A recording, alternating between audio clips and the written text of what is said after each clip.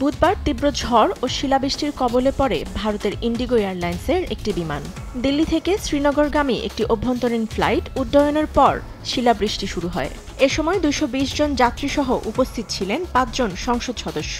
ফুটেজে দেখা যায় যাত্রীরা আতঙ্কিত হয়ে একে অপরকে আঁকড়ে ধরেন।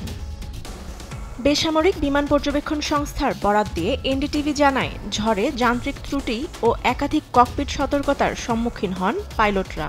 এ অবস্থায় ইন্ডিগো বিমানটি প্রতি মিনিটে ৮৫০০ ফুট নিচে নেমে আসে, যার স্বাভাবিক অবতরণের হার প্রতি মিনিটে ১৫০০ থেকে ৩০০০ ফুট। এ সময় বিমানটি ৩৬,০০০ ফুট উচ্চতায় ভ্রমণ করছিল। ভারত পাকিস্তান সীমান্তের কাছে পাঠানকোটে বিমানটি দুর্যোগের মুখে পড়ে।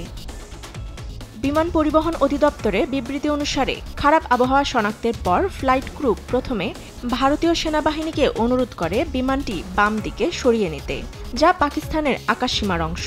তৎক্ষণাৎ অনুরোধ প্রত্যাখ্যান করে পাকিস্তান।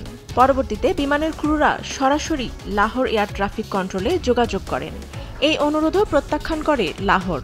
পরিস্থিতি মোকাবেলায় শ্রীনগরের দিকে অগ্রসর হওয়ার সিদ্ধান্ত নেন পাইলটরা।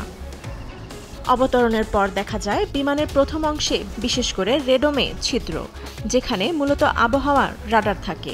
এই ঘটনার আনুষ্ঠানিক তদন্ত চলছে বলে নিশ্চিত করেছে বেসামরিক বিমান পর্যবেক্ষণ সংস্থা। ফাতেমা তাসনিম, নিউজ ডেস্ক, দেশ টিভি।